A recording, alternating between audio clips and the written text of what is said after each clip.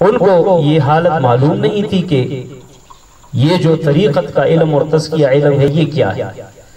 وہ تو کتاب میں پڑھنے والا بندہ تھا.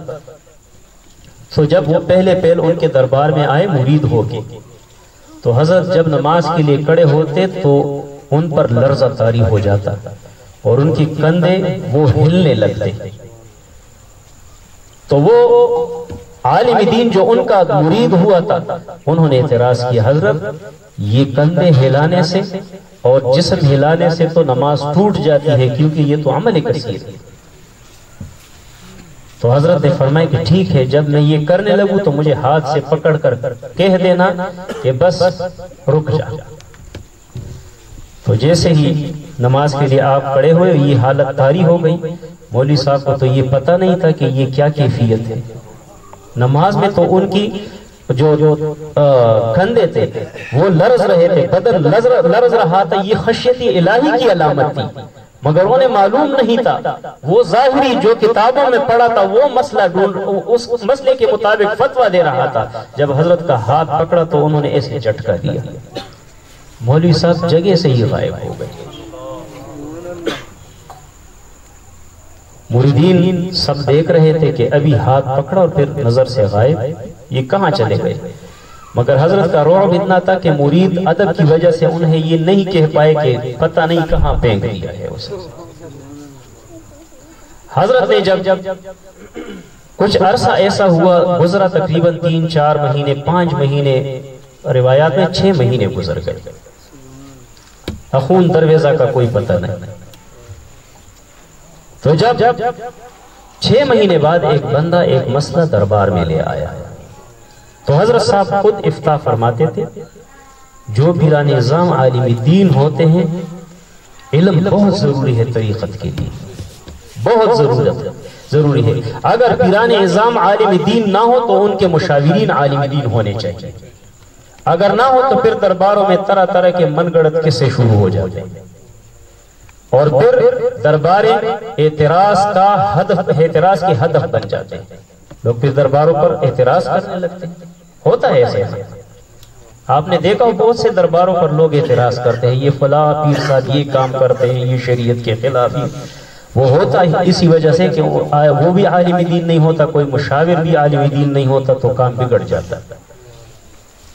تو جب وہ مسئلہ درپیش آیا تو حضرت نے فرمایا درویزہ کو بلاؤ، اس مسئلے کا جواب وہ لکھ لے.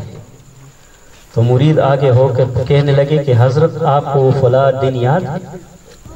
اس دن انہوں نے اعتراض کیا تھا کہ آپ پر یہ حالت آتی ہے، آپ کی نماز ٹوٹ جاتی ہے. آپ نے کہا کہ میرا ہاتھ پکڑ کے مجھے روک لو.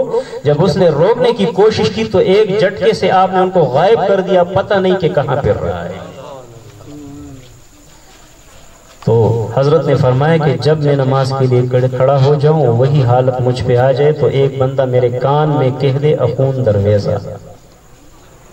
تو جب نماز کے لیے کھڑے ہو گئے ایک بندے نے آواز دی اخون درویزہ.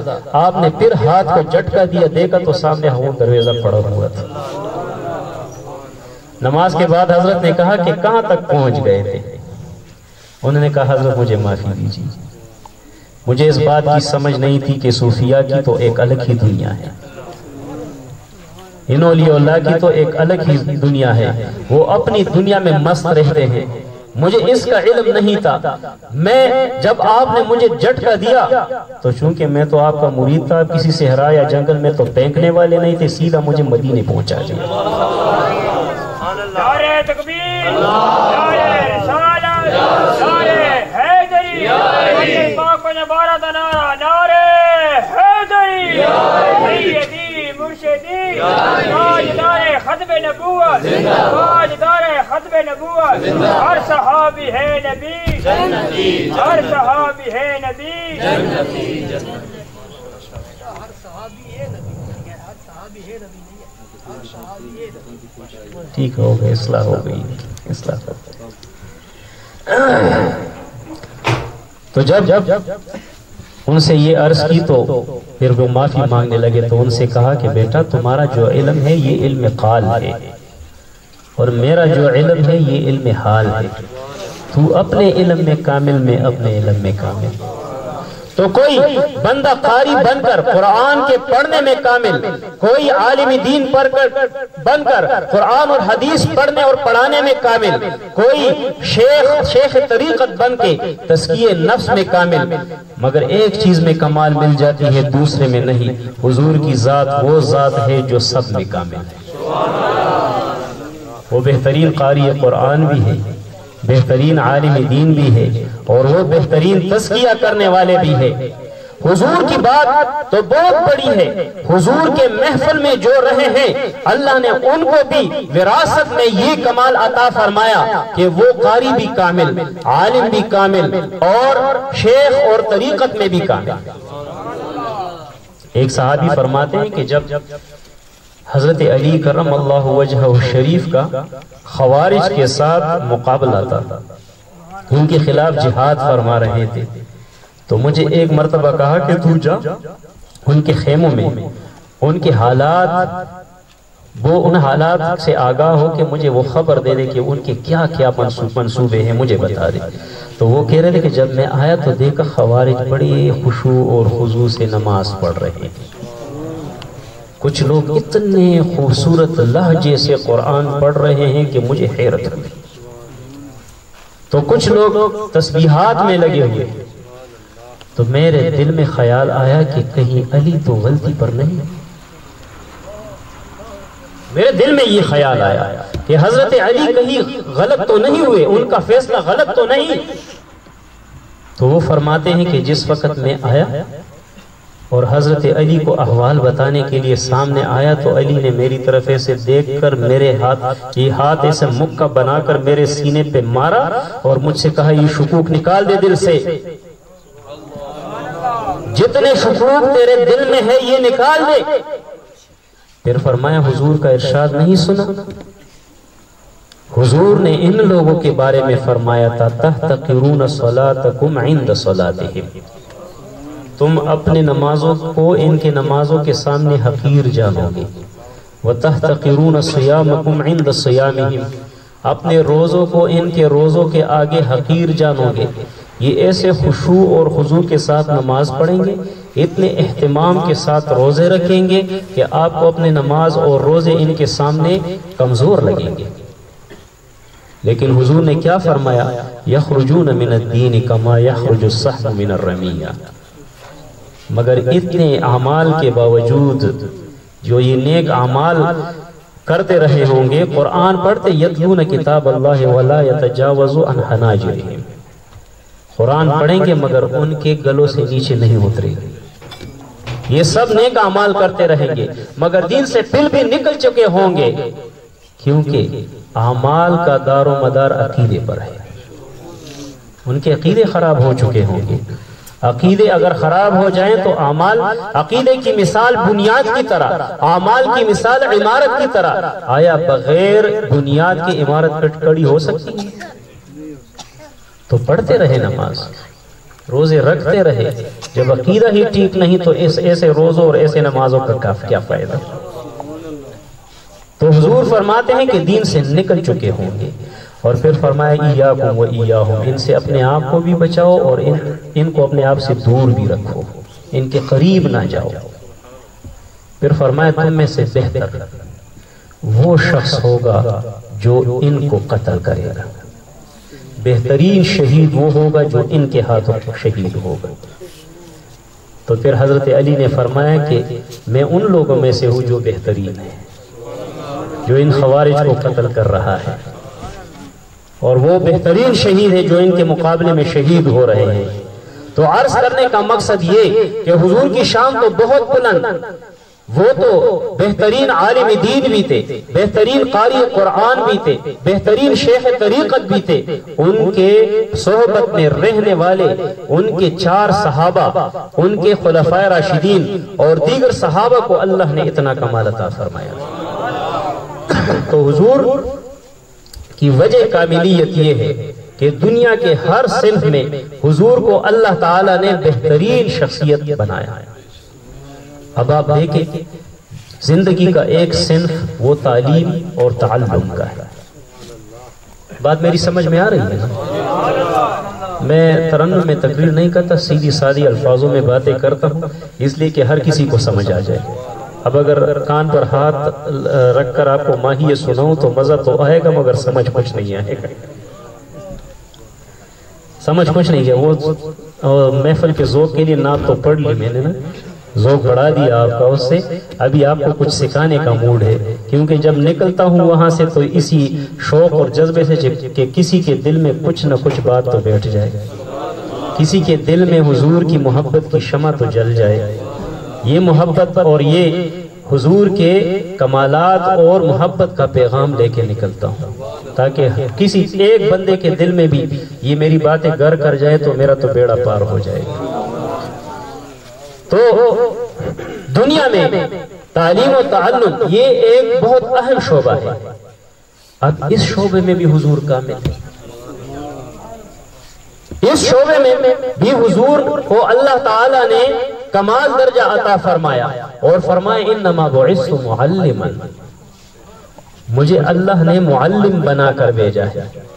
اور فرمایا حضرت معاویہ ابن حکم السلمی رضی اللہ عنہ، ایک بہت مشہور صحابی ہے، معاویہ ابن حکم ابن سلمی رضی اللہ عنہ فرماتے ہیں فبأبی و امی، مجھے میری ماں اور میرے باپ کی قسم،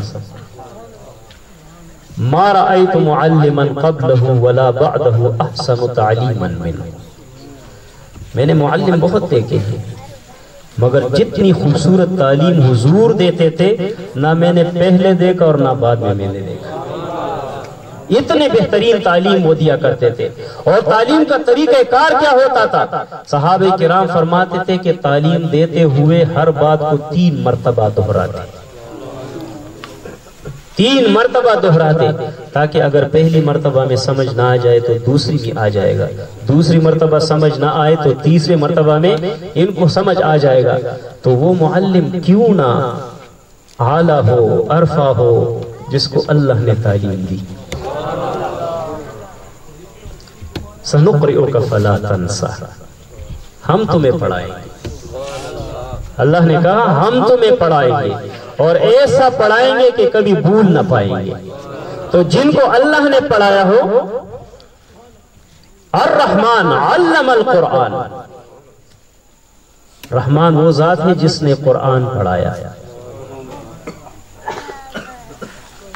خلق الانسان وعلمہ البیان، انسان کو پیدا کیا اور اسے بیان کا علم دیا۔ علماء ان کی ایک تفسیر یہ بھی کرتے ہیں کہ انسان سے مراد حضور ہے، وہ انسان کامل ہے، اور بیان کا علم بھی اللہ نے انہیں دیا، یعنی حضور کا استاد اور حضور کو پڑھانے والے اللہ ہے۔ جب اللہ کسی کے استاد ہو، جب اللہ کسی کو پڑھانے والے ہو، سکھانے والے ہو، تو آپ سوچئے کہ وہ کتنا بڑا معلم ہوگا،